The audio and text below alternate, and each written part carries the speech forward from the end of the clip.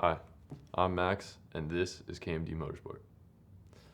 Now, before you watch me build this car, I want to talk about it a bit, as well as the motor that's going into it. So this is the 2002 BMW 325 Ci, and I am the fifth or sixth, maybe even seventh owner.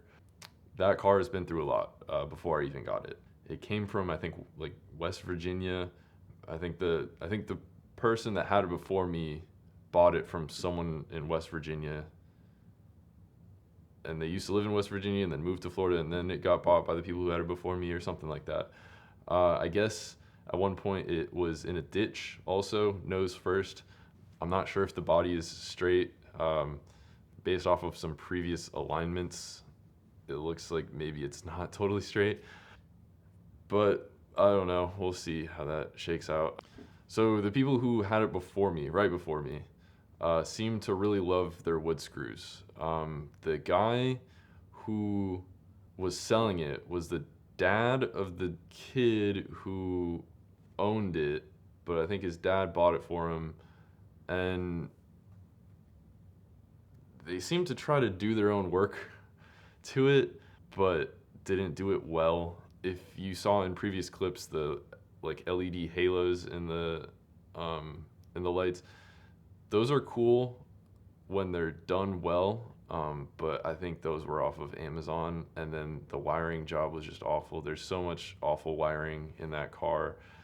The grills that I had on before these ones are also kind of cheap and bad, but I just wanted some ones quickly. I'll do my research and get some better ones in the future. But the ones that were on there before were drilled into the hood with wood screws. There was a subwoofer in it. It still got a subwoofer in it, but my dad and I did a little bit better of a job. The amplifier was screwed into the trunk with wood screws, just right there. It was why did you do that? The whole underside of the car looks like it was driven over spikes. It's just all torn up. I don't know how that even happened. I was the first one to lower it. I don't know how that occurred. What else? Just, I don't know. The person that I bought it from said he put a $10,000 paint job on it.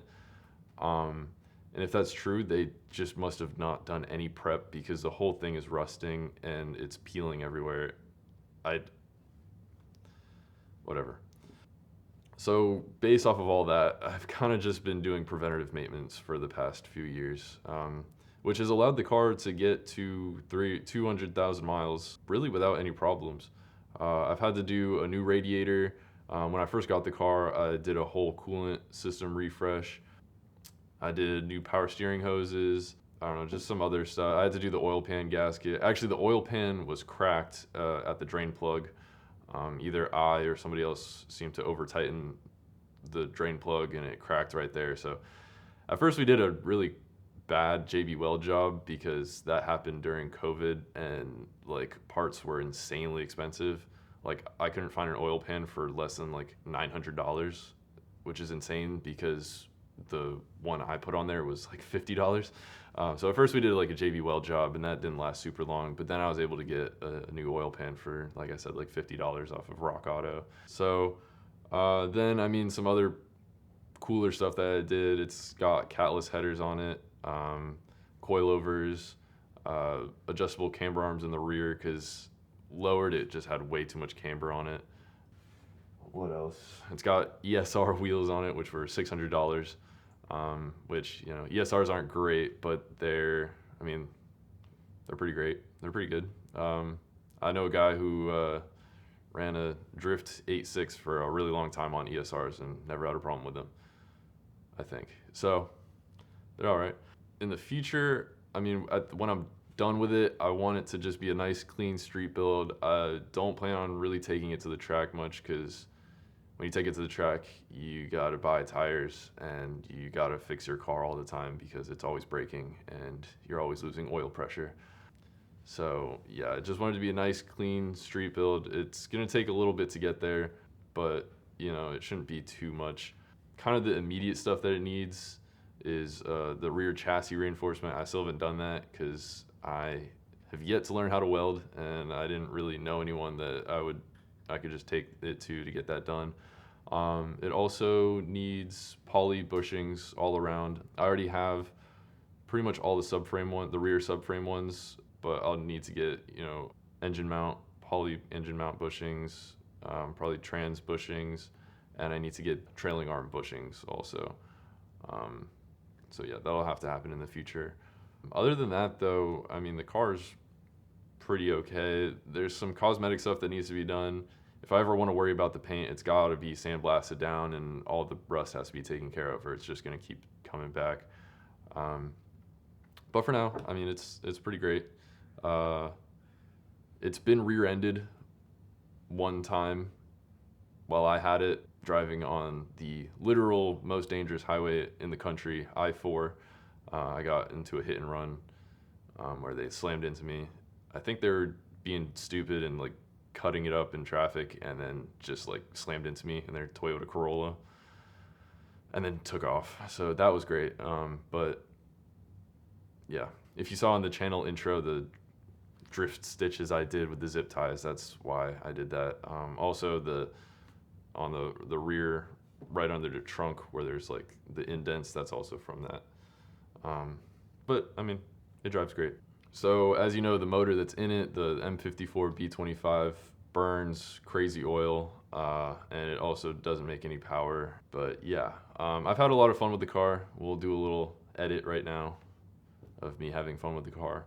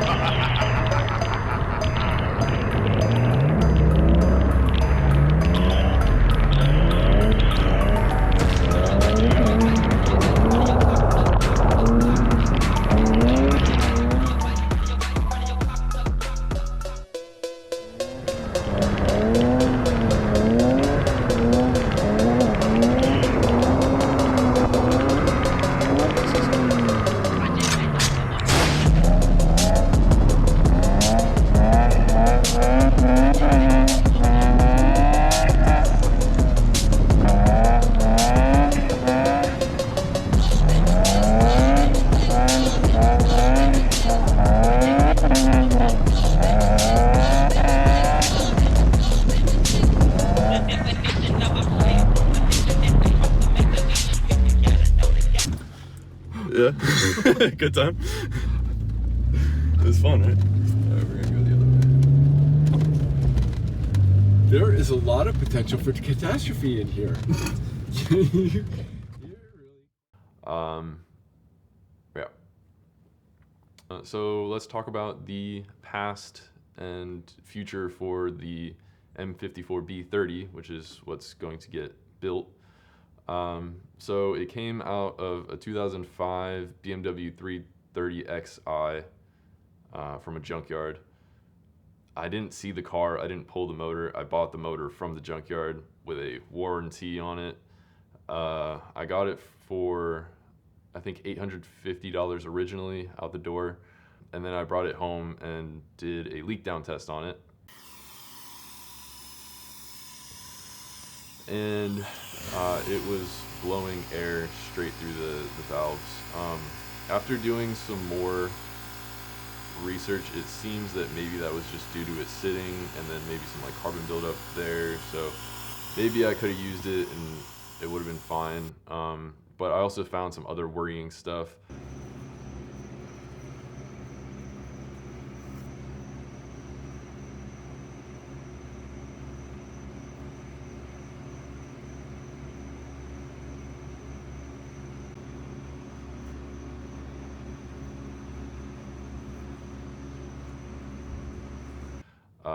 The cams were super scored, which again is something I guess that just kind of happens to these motors, especially when they get a little bit of oil starvation up there. I've seen it on some other M54s where they pulled the cam caps off and it was scored pretty bad underneath. So maybe that's not super easy to prevent, but you know, I didn't want to mess with it, especially because I found a totally clean, straight, machined head with the paperwork and all that from someone else. I got it for like $200. It had the paperwork that was, you know, resurfaced. The cams are in there and all that. So I can just slap that on. And then I sold the old one for like $200, so it was pretty much free. So that was pretty great. But yeah, I'd found in the old head some stuff that was not so great to look at. So I called the junkyard up and I was like, I am displeased with the motor you sold me that you know, gave me this warranty on. So they gave me, I think at the end of the day, I got the motor for like $600. So not terrible. The whole bottom end looks great. You'll see in the videos I have, like all the cylinders looked great. The crank journals looked all, like everything else on the bottom end seemed perfect. So I'm actually pretty happy with it in the end. So yeah, like you've seen, or like you will see, sorry. I'm filming a lot of this out of order. But like you will see, I got it all polished up, cleaned up. Pistons looked great. I got all those polished up and cleaned up. So what exactly do I want to build with it? Well, I want to turbo it. Now, it's funny because if you look at forum posts for turboing really any car, especially when it didn't already come with a turbo, and you look at the difference in optimism between 2008 and 2021, you'll see that all the people in 2008 say about this motor specifically, it's going to blow up if you put a turbo on it. All the people in 2021 say, that's fine. Put 8 pounds on a stock motor, it'll run forever. The reason for that is because of tuning. Tuning in general has just gotten exponentially better over the years, but for this motor specifically, tuning has just exploded. If you want to go to this website, ms4x.net, they've got so much info about tuning the motor. The MS43 ECU that comes with the car is just it's great to tune. I mean, you can probably make 1,000 horsepower on the stock ECU, not the stock motor, but the stock ECU. I mean, it's great. You can do so much with it. So I'd like to run around 8 to 10 pounds of boost. I think that considering what I'll be doing to the motor as precaution, I think that 8 to 10 pounds is realistic and can be ran reliably. So I'm going to be running a bottom mount turbo using the SPA log from probably B Racing Tuning. They've got some great stuff on their website. Probably going to be doing the HPX P MAF, whatever it is, the 3-inch MAF sensor, a 35 millimeter turbo, probably off of eBay, to be quite honest. And yeah, so I'll be kind of giving you the whole rundown of all that stuff as it comes in. But that's the general idea right now. I'm going to be running probably a decompression plate. It was kind of between a decompression plate and a decompression cut ring head gasket, but I don't really want to run a cut ring head gasket because then every time you take the head off, like as soon as you torque the head down, as soon as you take it off, you're going to have to resurface the head, just because of how cut ring head gaskets are inherently. So yeah, it'll probably just be a decompression plate and, you know, stock MLS head gasket, and it'll be great. Yeah, so in the next episode, you can look forward to me actually cleaning up the block, getting the pistons ready, getting the piston rings filed and ready, And yeah, so hope to see you in the next one.